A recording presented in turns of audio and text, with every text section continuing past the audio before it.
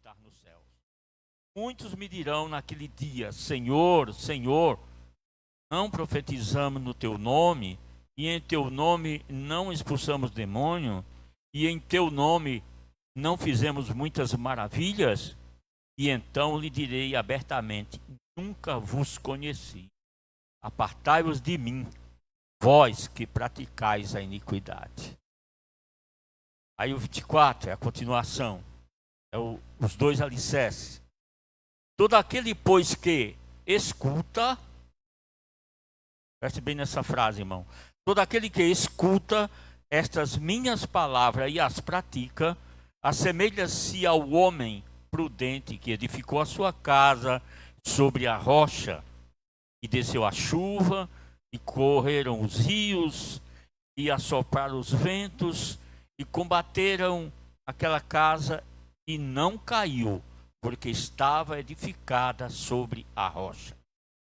O 26, aquele que ouve, olha a segunda frase desse texto, escuta, no 24, e aquele que ouve estas minhas palavras e não cumpre, compará-lo-ei ao homem insensato que edificou a sua casa sobre a areia, e desceu a chuva, e correram os rios, e assopraram os ventos, e combateram aquela casa, e caiu, e foi grande a sua queda.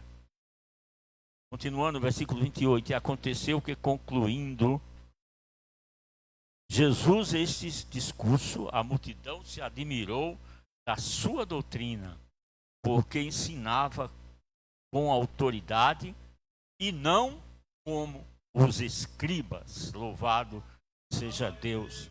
É uma palavra de ensino, né? O assunto do capítulo 7 de Mateus, né? Bom que está ali é mostrar, né, claramente aqui que o assunto do texto é a obediência. E a palavra nesta noite, quero falar é sobre a obediência. E o assunto aqui é ouvir a palavra de Deus e praticar. Observe que o texto aqui, Jesus ele deixa bem claro: aquele, pois, que escuta as minhas palavras e pratica é semelhante ao homem. Aí ele muda a palavra no versículo 26, ele diz: aquele que ouve. Qual é, irmão, a diferença de ouvir e escutar? Mas aí Jesus ele está falando, está dando aqui, está dando ênfase. A vitória aqui é daquele que obedeceu a palavra. Louvado seja o nome do Senhor.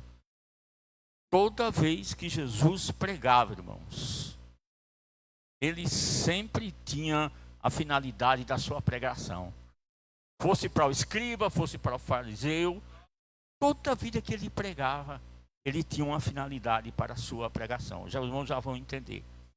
Quando Jesus ele pregava, chegava alguém, tipo a mulher que estava em pecado, observe que Jesus ele nunca deixava ninguém numa situação desprivilegiada. Mesmo quando aquela mulher estava em pecado, não era proteção, mas era para saber que Jesus ele veio para salvar.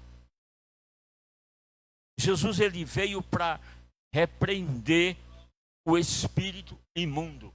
Mas Jesus ele nunca fazia com que alguém se sentisse culpado pelo seu pecado. Ele preferia ensinar. Ele dizia: se você ouvir a minha palavra e você praticar, você será vitorioso. É isso aqui que ele está dizendo. Mas se você ouvir a minha palavra e você não praticar, seu final será igual aquele homem que fez a casa na areia. E nós estamos nessa noite aqui para falar sobre um texto muito interessante, né? Quando nós vamos para Deuteronômio, capítulo 6, versículo 4 e 5, ali tem o Shema Israel. Quem quiser ler, pode ler. Está aí na tela. Aí tem uma palavra que ela é chamada o Shema Israel. Essa palavra ouve aí quer dizer Shema. No hebraico, a tradução dela é ouve. E ela tem um grande significado, né?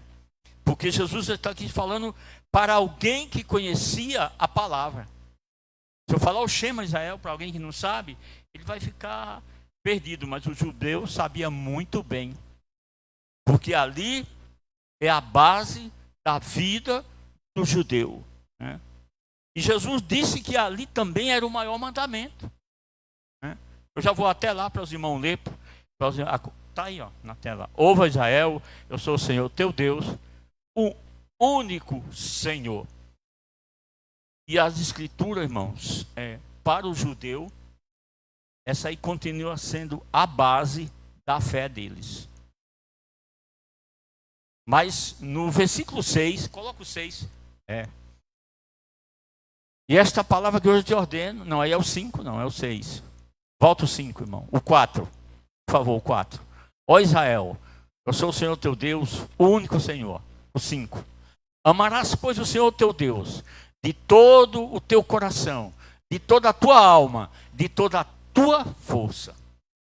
Louvado seja o nome do Senhor. O que Jesus, irmão, também ele validou esse texto. Lá em Lucas, no capítulo 10, versículo 27, não precisa ter colocado isso, pode deixar aí. Lucas 10, capítulo 27, Jesus disse, quando pergunta para ele, Jesus fala aqui, qual é o maior mandamento? Jesus disse que é esse aqui. Amarás o Senhor teu Deus de toda a tua alma, de todo entendimento e de todo o teu coração. Jesus não disse, mas também ele disse mais, e ainda acrescentou mais. E o que, irmãos? Amarás o teu próximo como a ti mesmo. Louvado seja o nome do Senhor. Então, nesta noite, irmão, eu quero falar apenas uma palavra. As horas nos ajudam e é boa, né? Que Deus colocou no meu coração. E a palavra, o assunto é obediência. Eu vou ser rápido, eu quero separar aqui apenas 3. Vamos falar da obediência, né? Como fruto da nossa fé. Então, vai ser rápido também. E o segundo é a obediência como sinal de amor.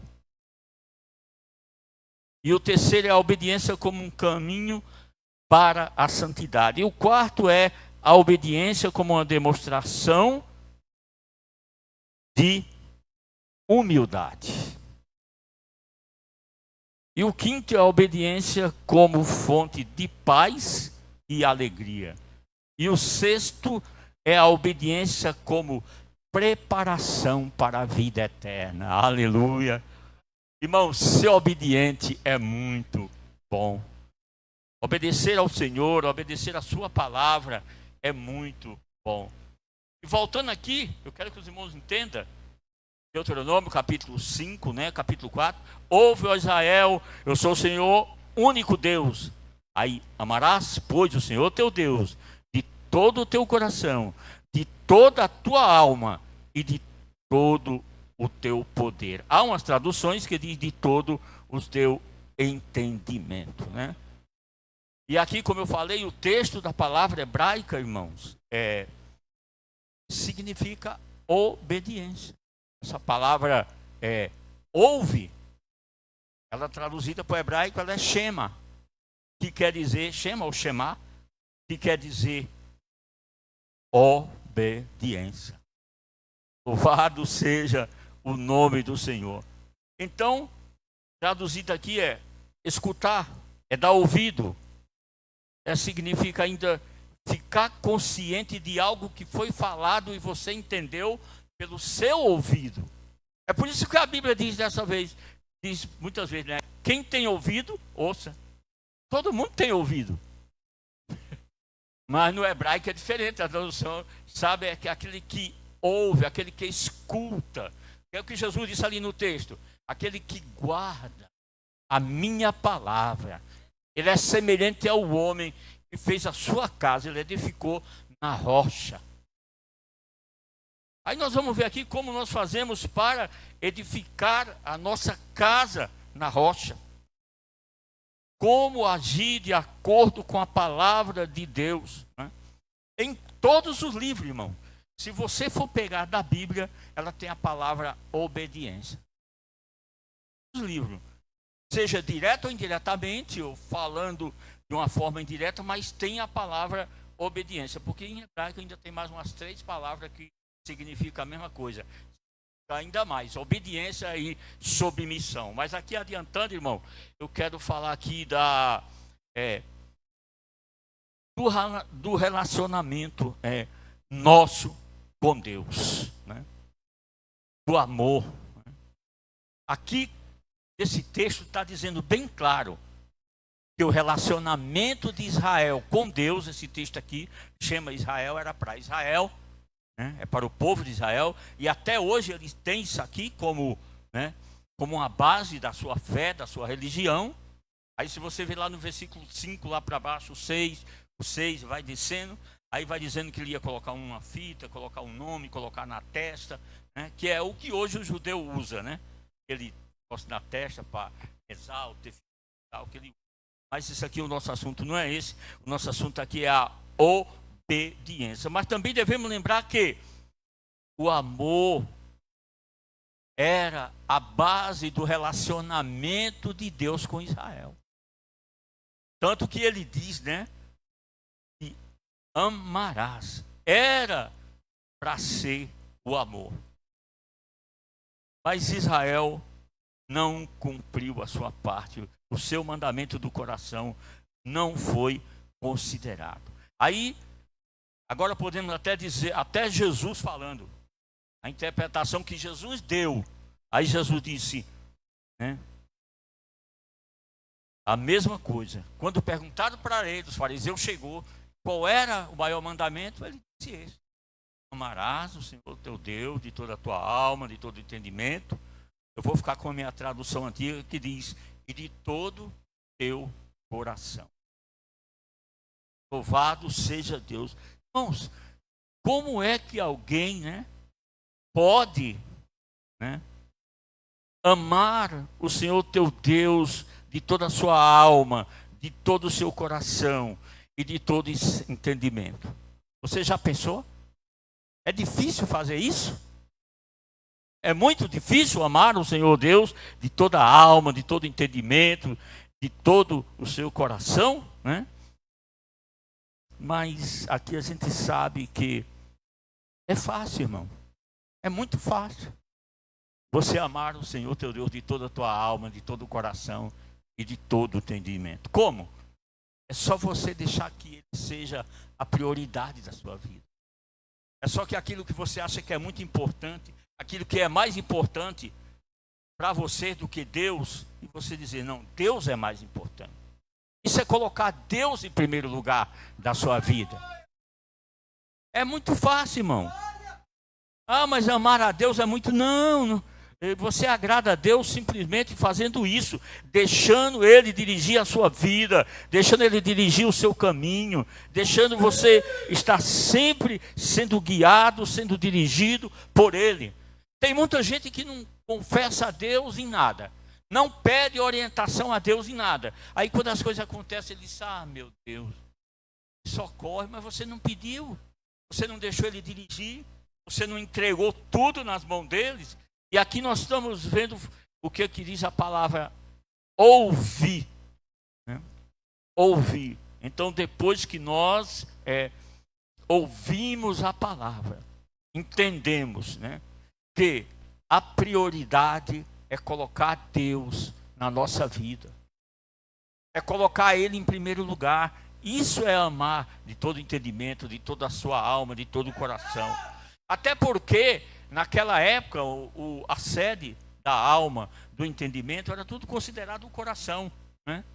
Naquele tempo, o povo, ele não focava muito na mente, era mais coração. Porque até hoje é assim. Eu explico rápido e você vai entender. Quando você sofre um abalo, algo assim, a primeira coisa não é só a mente que dá um palpite, é o coração. Quando você tem qualquer choque, não é a sua cabeça que dói. Ai, não, é o coração, dá aquele impacto, né? Então, o povo daquela época, ele achava dessa maneira. Mas nós sabemos que é a mente. E o apóstolo Paulo, ele diz que nós temos a mente de Cristo. Aleluia! E eu quero aqui continuar, eu ainda quero falar da palavra obediência, né, irmãos? Eu quero falar a palavra obediência porque na carta de Paulo, quando Paulo escreve nas suas cartas, tem mais de 10 palavras que falam de obediência. E tem o mesmo conceito de escutar, de obedecer e de ouvir a palavra de Deus. Agora eu quero aqui adiantar, né? Porque tem muita gente, irmão, na igreja, não estou falando lá fora não, tem muita gente aqui que não tem mais ouvido para ouvir a palavra de Deus. Não está aqui, mas eu não vou deixar de falar. A palavra veio agora. Tem muita gente que está na igreja, não tem mais ouvido para ouvir a palavra de Deus. Agora você entendeu o que é ouvir e escutar, né? Você não entendeu? Tem muita gente que não tem mais ouvido.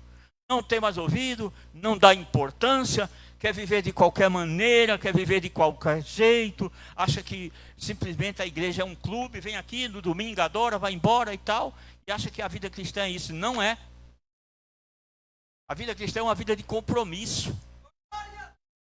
Ah, irmão, mas eu estou lá fazendo o quê? Eu não canto, eu não... Não, você veio para adorar a Deus. Aqui é um lugar que foi reservado, criado para nós adorarmos a Deus. Enquanto aqui for igreja, enquanto aqui tiver irmãos, você pode considerar a igreja pessoas, paredes, mas eu quero falar aqui do templo. Enquanto esse lugar estiver aqui, irmãos, é para nós adorarmos a Deus. Aqui é a igreja. Você vem aqui para sentir comunhão. Agora você observe, quando você não está bem com Jesus, irmão, nem o lugar está bom. Nem a igreja, nem o shopping, nada está bom. Mas quando você está bem com Jesus, todos os lugares ficam bom. Ainda que seja lugares que não seja bem propício para a sua situação, mas fica bom, né? Então nós somos aqui convidados, né, a entender o texto de Mateus, de ouvir. Porque o que acontece? Nós estamos, irmãos, edificando a nossa casa na rocha, né? E eu quero aqui falar do primeiro passo aqui sobre a obediência. Eu vou ser bem rápido para adiantar, né? A obediência, ela é como o fruto da nossa fé. A obediência é um fruto natural em Jesus Cristo. Efésios capítulo 2, do 8 ao 10. Coloca aí, Denilson. Já que você está aí, para a gente terminar, eu vou ser bem rápido, viu, irmãos? Louvado seja Deus. O tempo passa rápido, irmão. Não sei se é só quando eu estou falando. Com vocês também é assim? Meu Deus, como é que passa? A gente pensa que vai, mas não vai. Colocou? Porque pela graça sois salvos por meio da fé. Isto não vem de vós, é dom de Deus. Não vem das obras para que ninguém se glorie. Porque somos feitura sua, criado por Cristo Jesus para as boas obras, as quais Deus preparou para que nela andássemos. Aleluia. Porque somos feitura, criado. Observe que a obediência, irmão, ela é pela fé. Você creu, você foi chamado, né? Foi preparado um caminho para você andar nele. Esse é o caminho que nós andamos por fé. É uma fé natural em Jesus Cristo. Aqui não é para alguém do mundo, não, né? Essa palavra aqui não é para alguém que está lá fora, não. É para você. Deus preparou as obras para que você andasse por ela.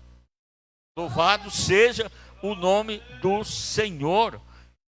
A obediência, ela é fruto natural. Filipenses 2, 12 e 13. O irmão leu no 3, quase chegou lá, né? Coloca aí Filipenses para a gente andar. Eu já vou encerrando, viu, irmão? Só falta 5. Né? Enquanto ele vai colocando lá, Filipenses, capítulo 2, versículo 12 e 13, eu quero falar aqui de Romanos 10, 17, para ele não colocar lá. E a fé vem por ouvir, e ouvir a palavra de Deus. Observe que a Bíblia, ela sempre fala em ouvir. Sempre fala em ouvir. Sorte, amados, assim como sempre obedeceste, não só na minha presença, mas muito mais agora na minha ausência, assim também operai a vossa salvação com temor e tremor. Próximo. Porque Deus é o que opera em vós, tanto querer como segundo efetuar, segundo a boa vontade de Deus. O apóstolo Paulo aqui, ele estava falando para a igreja, né, para os filipenses, que eles eram obedientes na presença dele, mas também sem a presença deles, eles eram obedientes. Por quê? Porque era Deus que operava nele. Igual você, é Deus que opera em você, na sua vida, através do Espírito Santo. Aleluia! E aí, andando aqui, né, a fé, irmão, ela é uma confiança em Deus e em sua palavra. Sua palavra, a palavra de Deus. E ela nos permite, irmão, acessar. Presta bem atenção nisso. A fé, ela nos permite acessar a graça e a misericórdia de Deus. Mas falta nós conhecermos, irmão. Falta nós nos aprofundar no caminho da fé. Porque nós achamos que a nossa fé é comum, que a nossa fé é só algo da nossa cabeça, que a nossa fé parece que alguém tem mais fé do que eu, parece que a fé de alguém é melhor do que a minha, parece que alguém alcança tanta coisa. Não, irmão. Jesus, ele é o autor e consumador da nossa fé. Então você alcança a graça, você alcança a misericórdia através da fé. Agora, a obediência como um sinal de amor, né? Jesus, quando ele fala da obediência, né, ele fala do amor e ele fala também do temor, né? Porque nós obedecemos, quando nós obedecemos a Deus, irmão, nós mostramos uma ação de gratidão para com Deus. Como é que alguém é obediente e não tem nenhuma ação de gratidão perante Deus? Eu não entendo. Vocês sabem como é que é isso? Tem alguém que é uma obediência só manifesta aquela, né, aquela aparência, né? Vou usar aqui o termo bem claro, desculpa aqui, farisaica, mas na prática não é nada daquilo. Então está errado, alguma coisa aí está errada. E quem está errado é você, não é a Bíblia não. Pode ter certeza disso. Eita glória, está pesando, né, mano? Está estreitando, né? Mas elas precisam ser faladas, irmão. Porque muitas vezes eu fico aqui só falando de Paulo, irmão, é a regeneração, aleluia, é que o irmão é uma nova criatura, aleluia, mas a gente precisa entender, irmão, a realidade. Precisa ver o que Jesus falou aqui, como é que é na sua palavra. O amor a Deus, ele manifesta a gratidão. Tem alguém que ame a Jesus de verdade e ama a Deus e não seja grato a ele em nenhum momento? E a Bíblia nos convida a isso. É colocar a Deus no centro da nossa vida. Tem alguém que disse, irmão, mas eu amo tanto a Deus, irmão. Eu tenho um amor, meu Jesus. Mas não mostra, não demonstra. Que amor é esse? Louvado seja o nome de Jesus. O amor, irmão, ele está acima, o amor a Deus, ele está acima de todas as prioridades da nossa vida. O amor a Deus, Jesus, ele foi tão, eu não vou dizer radical, né? Mas ele disse, aquele que não deixar pai, mãe, por amor de mim, não é digno de mim. Interprete como você querer. Mas eu acho que tem uma interpretação bem lógica para isso, não. Agora o terceiro aqui, já vou encerrar, tá? O terceiro, a obediência como um caminho para a santidade, irmão. Como é que alguém é santo sem ser obediente? Me explique esse mistério. Me explique. Mas tem na igreja. Eita glória! Ainda bem que está acabando meu tempo. Tem alguém na igreja que ele é santo, fala a língua com a beleza, profetiza, e não é obediente. Como é esse mistério? Explique. Tem alguém que fica fora da igreja Vem de 15 em 15 dias, quando vem que pega o microfone, irmão, é um poder. Eu queria saber onde é que esse irmão arranja todo poder, que eu estou todo dia aqui, coitado, para falar uma palavrinha, só a graça, só a misericórdia. Aleluia, mas tem gente que é um poder, irmão, é uma autoridade. Jesus disse, não, não, não, agora eu vou voltar lá. Vocês viram a leitura de cima do texto que Jesus disse, olha, meu nome, Senhor, eu expulsei demônio, eu fiz não sei o que. Jesus disse, conheço você, rapaz, nunca nem te vi em lugar nenhum. Pois é, e a gente não tem coragem de falar certas coisas, mas Jesus tem, está aqui. Ele deixa para a gente falar, quando é possível, quando ele tem oportunidade. Então esse poder, essa autoridade toda, sem obediência, irmão, apaga. Precisa obedecer, precisa ter temor de Deus. Louvado seja o nome do Senhor. Então aqui nós vamos ver, né, o que é o caminho para a santidade, da obediência. É buscar viver e agradar a Deus. Quando Pedro fala, sede santo porque eu sou santo, Pedro ele falava uma referência ali de Levítico, né, das coisas santas, Levítico 44, se não me engano, que era separado para servir. Mas aqui ele está falando agora de pessoas. Agora, sede santo, porque eu que tenho que ser separado. Separado de quê? Do pecado, das impurezas e coisas que não agradam a Deus. Porque vai dizer, irmão, que a gente não sabe o que é que não agrada a Deus. Quem é de nós que está aqui que não sabe o que é que não agrada a Deus? Oh, que peninha de você que não sabe disso. Mas todos sabem, irmão. Todos sabem. Então, a obediência, ela nos leva a um caminho para a santidade. Você também não precisa ser tão santarrão, não. Demais, não. Né? Tem gente que ele quer ser mais santo do que todo mundo, irmão. Também não precisa isso, não. Não seja santo demais, nem seja perdido demais, que nem diz o Salmo Salomão, senão a ti te prejudica. Fica ali no meio termo. Né? Mas a santidade, ela é boa. Mas não precisa você também exacerbar, não. Trate só com Deus aí da sua santidade. Então, Hebreus também fala da santidade, né? Nós precisamos buscar a santidade, né? E a paz com todos é o caminho para nós vermos a Deus. Agora o quarto, a obediência como demonstração de humildade. Você já viu um obediente que não é humilde, irmão? Não existe.